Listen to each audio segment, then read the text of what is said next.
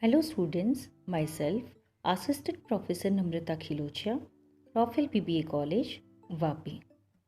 With respect to the subject Advanced Human Resource Management 1 TYBBA 5th semester, we are continue with the unit number 1, that is Introduction to Human Resource Development. Now, in the last one session, we had discussed different competencies of HRD managers. So, in today's session, we will be going to discuss about different principles of HRD. In order to make HRD effective, the following principles must be followed.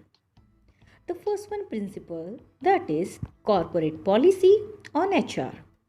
The company must state its human resource policy properly. The policy should be communicated throughout the organization and should be pursued too. The survey conducted by the Center of HRD, that is what XLRI, Xavier's Labor Relation Institute, which is situated at Jamshedpura in 1984, revealed that only 17 out of 53 organizations in India had a formally stated policy focusing on HRD. Now, this figure is improved nowadays, and lot of the companies are implementing effective HRD policies. So here, the first one principle, that is, there should be a proper corporate policy which should be deals with the HRD. Second one, commitment of the top management. Complete faith and support from the top management is essential for the success of HRD. Managers at all levels will support HRD efforts only when the chief executive considers his people as the greatest asset. He must have respect for all the individuals. Action speaks louder than the words. That's why the chief executive may take following actions to promote HRD in the organization. These actions are: create an enabling culture where individuals can grow up with their full potential and inner abilities. So, without any restriction, there should be opportunity to grow up more and achieve the career advancement. Second, chair the HRD task force himself. So, we need to appreciate the HRD task for individuals. Attend the initial HRD orientation program for line managers. So, HRD programs should be also formulated for the line level managers. Fourth one, periodically review the progress of HRD. We need to review the progress of HRD with compared to the HRD plans. Fifth one, that is commit time and resources to HRD. That must be required.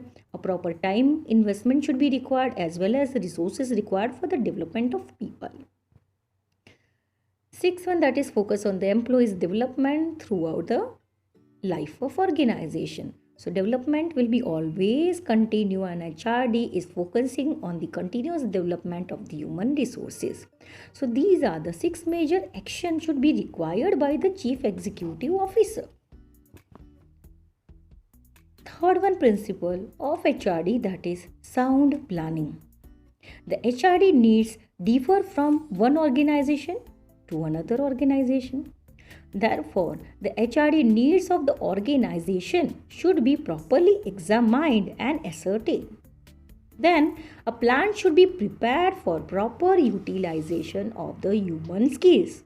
Otherwise, skilled employee may get frustrated and may resign or leave the organization, which create a problem of disturbances in the day-to-day or routine operational life of organization. After this, an action plan should be prepared to develop the necessary skills. The action plan should be focused on developing the diagnostic and problem solving capabilities of the total organization. Due attention should be given to the internal and external environment of the organization, and proper linkage should be created between the various subsystem of the HRD. Now linkage matlab interrelationship between different subsystems. So here subsystem, that means what? HRD should have a good relationship or linkage between other department like finance department, production department, purchase department, marketing department, accounts department, R&D department, etc. The fourth one principle of HRD, that is conducive climate. HRD efforts can be successful only when the climate in the organization is positive and developmental. The main features of such a kind of conducive environment or climate are: first one, the climate should be having openness or freedom to express one's own ideas, views, and opinion. So there must be openness in the organizational climate. Second one, trust and mutuality among the people. Though having the different level, there should be trust and mutuality among the team members, among the different level, especially between the superior and subordinate. The third one criteria for conducive climate, that is team spirit and collaboration between different teams and members of the organization.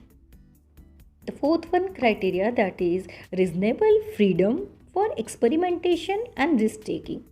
For continuous development, new policy or new creativity should be required that can be done by experiment and risk taking abilities, which create conducive climate in the organization. Fifth one, a brief that developing the competencies in the employees is the job of every manager or supervisors. So here, competency, that means skills, knowledge, can be developed among the employees so that they will be ready for the future promotion, roles and responsibilities. Sixth one, faith in the capability of the employees. So the manager should have a positive attitude towards the employees, that they should have subordinate have proper capabilities, and that's why they are here and selected by the organization. Only then and then he can equally distribute not only responsibilities but also authority, so that the faith will provide opportunity to the subordinate to enjoy the job.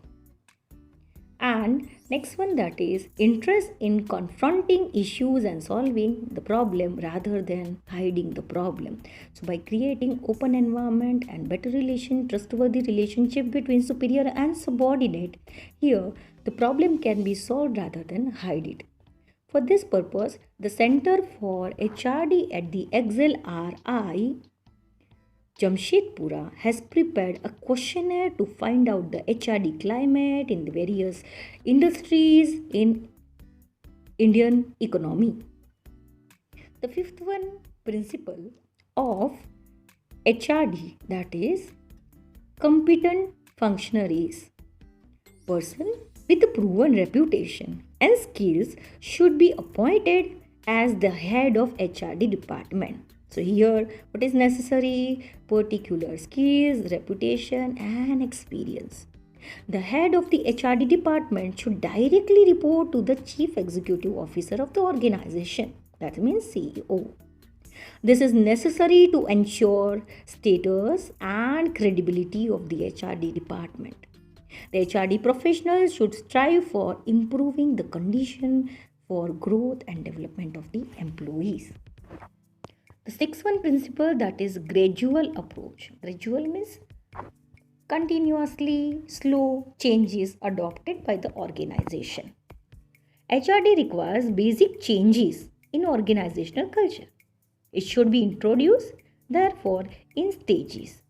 Each subsystem of the HRD should be sequentially phased and built one over the other. Such phasing may consist of four major parameters. First one, for gradual approach, first one phase, that is geographical phasing. It means introducing the HRD system starting in one or two parts of the organization only, and slowly, if successful, spreading it to the other parts of the organization. Say for example, we are having 3 plants, say in Vapi, Daman and Hazira. Then first in the Hazira plant, the HRD system should be implemented. Then it should be implemented in the other geographical areas, that is Vapi and Daman. Second one, gradual approach, that is vertical phasing. The name itself implies that the HRD introducing at one or two levels of the organization and then expanding it gradually to other level in the organization. Third one, that is functional phasing. It involves introducing one function or subsystem of the HRD and gradually extending all the other functions. Say for example, HRD first implemented into the production department, then gradually implement into the purchase, R&D, finance, marketing, etc. And fourth one, gradual approach, that is sophistication phasing. It refers to introducing simple forms of subsystem and then applying more sophisticated forms in the organization at different level. The seventh one, principle of HRD, that is sharing experiences. Definitely, it will improve the knowledge. HRD professionals should continuously exchange their experiences for professional development. Knowledge in behavioral science is growing continuously, and therefore exchange of the experiences would help to all. The HRD network set up in India publishes a newsletter. Every organization can write about its HRD experiences in this publication. The Indian Society for Training and Development, that is ISTD, New Delhi, and the ISABS, that is Indian Society for Applied Behavioral Sciences, are other professional bodies which can help HRD manager in development of their professional competencies by sharing the experiences of each other. And the eighth one, principle of HRD, that is regular monitoring, which must be required to check whether the implementation can be moved on or continue with the plan or not. Appropriate mechanism should be created for continuous review or progress of the implementation of HRD function.